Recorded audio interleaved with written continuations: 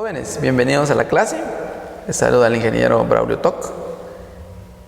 En esta ocasión estamos en la semana número 14. Falta poco para llegar a nuestra meta y terminar nuestro semestre. La clase que vamos a recibir en esta ocasión es de Ingeniería Biológica y nuestro código es FE010. Hablemos de lluvias ácidas, efectos y medidas de control. Nuestra clase lo vamos a dividir en 3. En una presentación, contenido y preguntas. Empecemos con nuestra presentación que incluye nuestro objetivo. El objetivo de esta semana es entender los daños ocasionados por las lluvias ácidas y sus medidas de control. Cuando hablamos de lluvias ácidas, lo primero que se nos viene a la mente es una lluvia, limones, algo ácido. Pero en realidad, ¿qué es una lluvia ácida? Una lluvia ácida son emisiones de fábricas de vehículos, industrias y ganadería, de las cuales contienen óxidos de nitrógeno, dióxidos y trióxidos de azufre, que al mezclarse con el agua se transforma en ácidos. ¿Cuáles ácidos? Sulfurosos, nítricos y ácido sulfúrico. Este proceso también ocurre de forma natural a través de la erupción de nuestros volcanes, pero cuando hay una intervención del hombre, un efecto antropogénico, suceden estas lluvias ácidas, y veamos cada una de ellas con sus respectivas características. El ácido sulfuroso o ácido H2SO3, como su fórmula química lo indica acá, y su estructura, donde tenemos el azufre, tiene un enlace de un oxígeno con un hidrógeno, un enlace de otro oxígeno con otro hidrógeno y 2 enlaces hacia un oxígeno. Es un ácido mineral que se forma al disolverse el óxido de azufre con el agua. Es un líquido incoloro, inestable y de fuerte olor a azufre. ¿En dónde se emplea eso? También se emplea en la síntesis de productos químicos y medicinales, elaboración de papel reactivo, analítico y para el refinado de productos derivados del petróleo. Este es en sí el ácido sulfuroso, y aquí vemos unas fotografías donde lo utilizan ciertos preservantes o en ciertos compuestos que ya mencionamos. Ácido carbónico. Veamos la fórmula del ácido carbónico. Hay 2 moléculas de hidrógeno, una de carbono, y van unidas a 3 moléculas de oxígeno que son de color, en este caso rojo, solo para manera ilustrativa. El ácido carbónico es un ácido peculiar, simple, pero a la vez involucra con sistemas donde participan numerosas de una especie equilibrada de líquido de vapor. Se forma a partir de 2 moléculas orgánicas, fundamental, donde es el agua y el dióxido de carbono. Son moléculas inorgánicas. La presencia del dióxido de carbono o anhídrido carbónico no disuelto. Se observa que siempre hay un burbujeo en el agua y asciende hacia la superficie, como lo sucede en el caso de las gaseosas. Lluvias ácidas. Lluvias ácidas se refiere, o es lo mismo a decir, una contaminación atmosférica. ¿Qué nos provoca las lluvias ácidas? Mata a la biodiversidad, a la flora y a la fauna. Flora en el sentido de que nos defolia o nos deja sin hojas todas nuestras especies de plantas, y a la fauna acaba con ciertas especies acuáticas y terrestres, en el caso de los peces, debido a que sube o baja ciertos pHs y pues ellas no tienden a aguantar bajo el medio en el cual viven. Y estas precipitan a la tierra en forma de lluvia o nieve, con consecuencias muy negativas, naturaleza en forma de ácidos de suelos, lagos y mares. Con lo consiguiente, hay un perjuicio para la flora y la fauna terrestre y marina. Entonces, lluvias ácidas equivale a decir contaminación atmosférica. ¿Qué otros efectos tenemos acerca de esto? Eso es en el caso de la biodiversidad, flora y fauna, pero también el daño que ocasionamos, el efecto del hombre o las acciones antropogénicas también se nos devuelve. Y pues hay ciertas corrosiones en elementos metálicos, como en nuestros carros, algún elemento metal, o en los edificios, otras estructuras, y destruye hasta cierto punto patrimonios debido a que degradan o deterioran estas construcciones. La lluvia ácida. ¿Cómo sucede la lluvia ácida? Aquí vemos que tenemos,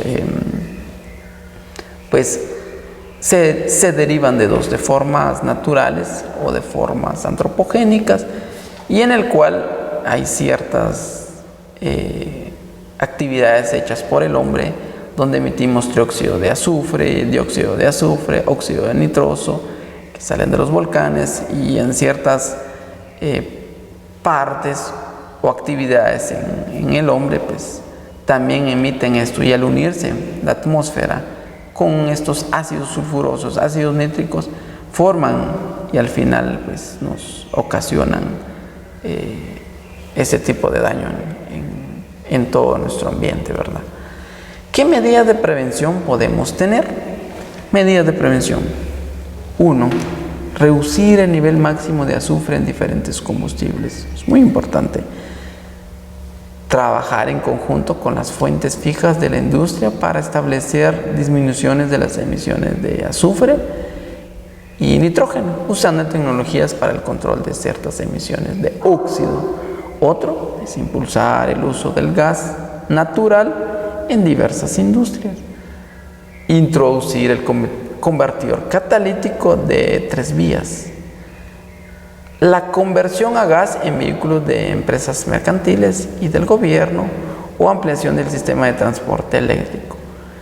La instalación de equipos de controles en distintos establecimientos, y no agregar muchas sustancias químicas en los cultivos es muy importante, debido a que en Guatemala pues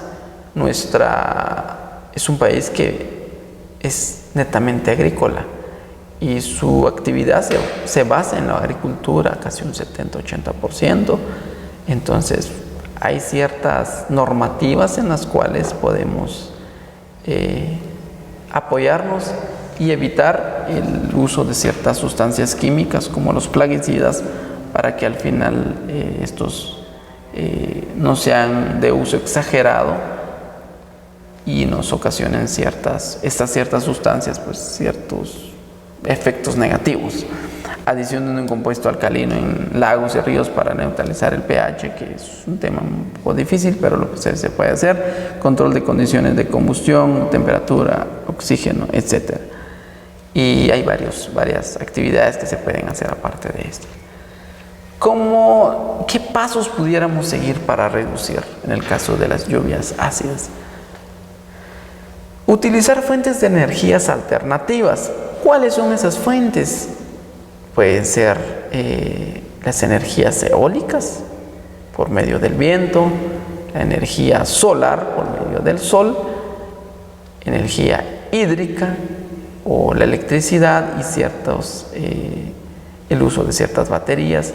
Pero en este caso enfoquémoslo más en el uso de energías alternativas,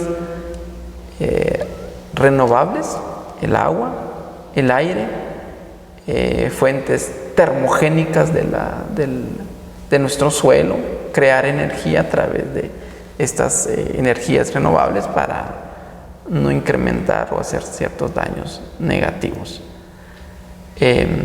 Otro, el conocimiento, o sea, el educarnos, el ser motivados, el observar, el experimentar, el crear, el entender, descubrir, indagar y ayudar a toda la población o a la sociedad, a la gente de escasos recursos en conocimientos, en hacer un extensionismo rural, y ir en esos departamentos, en las áreas rurales, para enseñar nuevas tecnologías.